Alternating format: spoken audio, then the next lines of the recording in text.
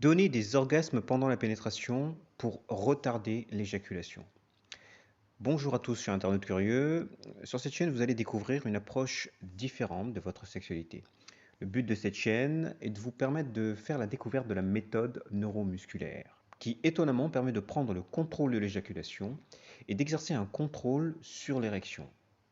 Cela vous paraît peut-être impossible, et pourtant, car les deux sont intimement liés. Alors aujourd'hui, nous allons discuter du sujet suivant. Donner des orgasmes pendant la pénétration pour retarder l'éjaculation. Il s'agit ici de donner du plaisir à sa partenaire, mais pas de n'importe quelle manière. Comment réussir à prendre du plaisir et à donner du plaisir? Prendre du plaisir, c'est aussi pouvoir lâcher prise. Et ça, c'est difficile pour un homme. Car prendre du plaisir, c'est prendre le risque de se laisser surprendre par l'éjaculation et du coup risquer de décevoir sa partenaire. Comment trouver cet équilibre entre prendre et donner du plaisir? La réponse concrète à cette question est de s'évertuer à donner du plaisir à sa partenaire, mais pas de n'importe quelle manière. Je vais vous demander de suivre mon raisonnement et de suivre l'articulation des conseils que je vais vous présenter. Pour apprendre à donner du plaisir, premièrement, c'est d'abord avant tout s'informer, comme vous le faites en regardant différentes vidéos YouTube pour apprendre un maximum sur la psychologie et la sexualité de la femme. Ce serait dommage de vous priver d'autant de connaissances sur le fonctionnement de la jante féminine.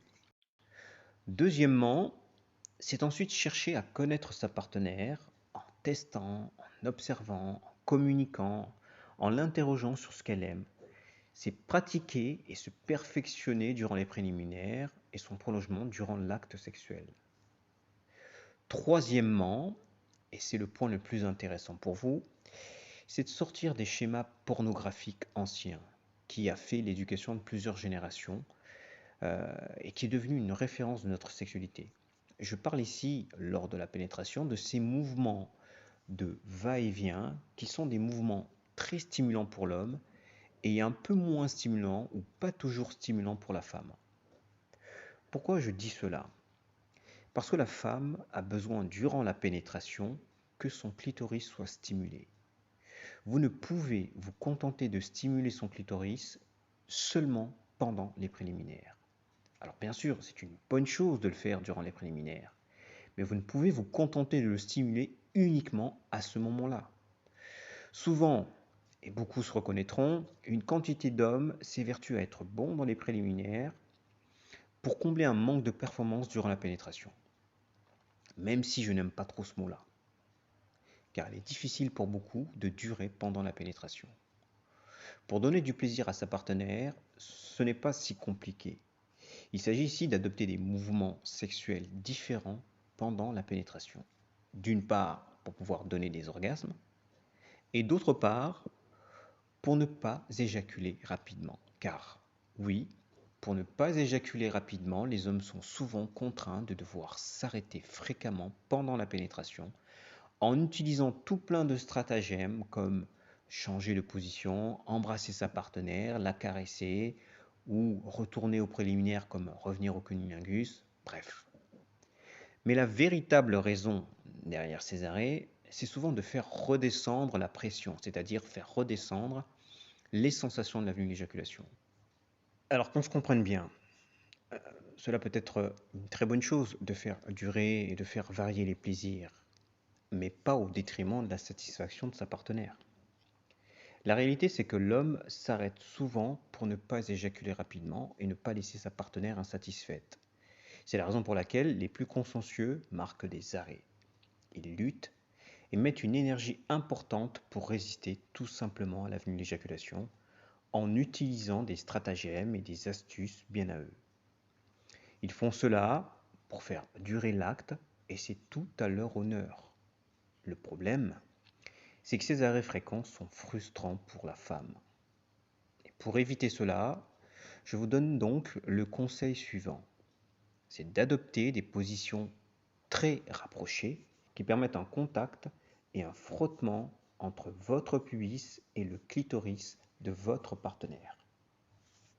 En gros, dans la position du missionnaire par exemple, il s'agit, pendant la pénétration, avec votre pubis, d'exercer des mouvements par glissement, par micro-frottement, d'exercer une pression sur le clitoris de votre partenaire pour le stimuler. C'est en quelque sorte reproduire à l'inverse la position d'Andromaque où la femme est sur vous, elle est active, elle effectue elle-même un bon positionnement, elle épouse votre corps avec le bon angle, euh, effectue avec son clitoris des glissements sur votre pubis avec la bonne pression. Et tout cela en continu pour faire monter le plaisir progressivement et favoriser plus facilement l'orgasme. Sauf qu'ici, c'est vous qui allez exercer ce frottement sur son clitoris avec la position du missionnaire, par exemple. Il existe pour vous deux avantages à réaliser cela. Le premier, le plaisir de votre partenaire.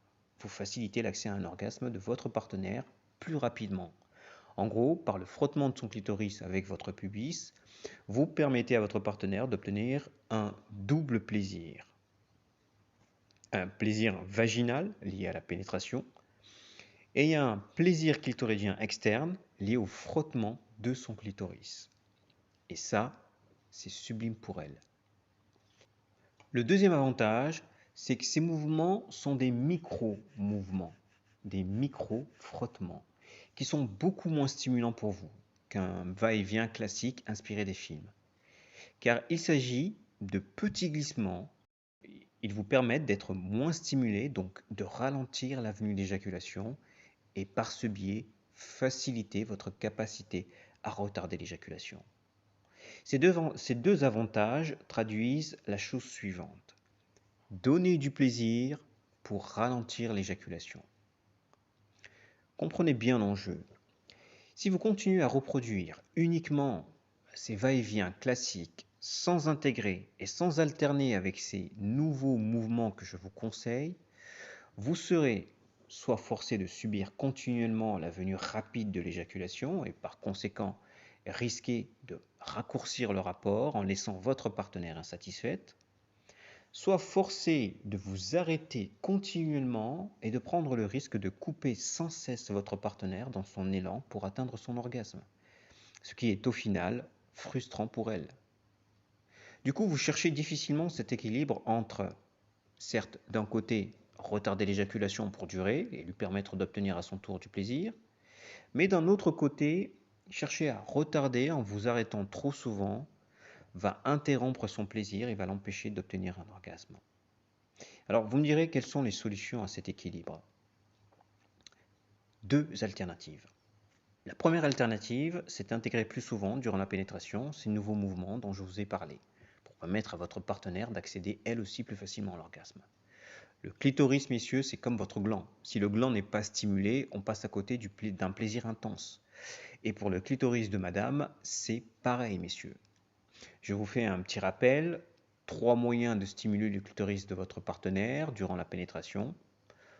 Le premier, demandez à votre partenaire de se toucher durant la pénétration. C'est la mieux placée pour savoir comment se toucher, se faire plaisir et atteindre l'orgasme. Le deuxième, stimulez vous-même son clitoris manuellement pendant la pénétration. C'est un apprentissage progressif à faire avec l'aide de votre partenaire pour vous aider à vous guider et à vous perfectionner. Le troisième, stimulez son clitoris avec votre pubis en ayant des positions très rapprochées et des micro-mouvements par glissement, comme le missionnaire par exemple, ou la position d'Andromaque, où votre partenaire est au-dessus de vous. La deuxième alternative qui peut être très intéressante pour vous consiste à apprendre à utiliser les nouvelles techniques de la méthode neuromusculaire qui vont vous permettre non pas de retarder l'éjaculation, mais de contrôler l'éjaculation plus facilement. Je précise qu'il ne s'agit pas ici de la contraction du périnée, appelée aussi contraction des muscles PC ou pubocoxygien. Ces nouvelles techniques musculaires vont vous faciliter la vie, du moins faciliter vos relations sexuelles. Elles vont vous éviter de devoir vous arrêter sans cesse pour résister à l'éjaculation.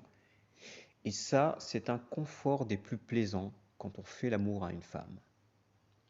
Car lorsque vous n'avez plus à faire un focus incessant pour résister à l'éjaculation, vous devenez plus serein, plus confiant, plus libre, plus présent dans l'acte sexuel. C'est à partir de ce moment-là où vous pouvez commencer réellement à lâcher prise et à prendre du plaisir sans risquer d'éjaculer rapidement ou de risquer de laisser votre partenaire insatisfaite.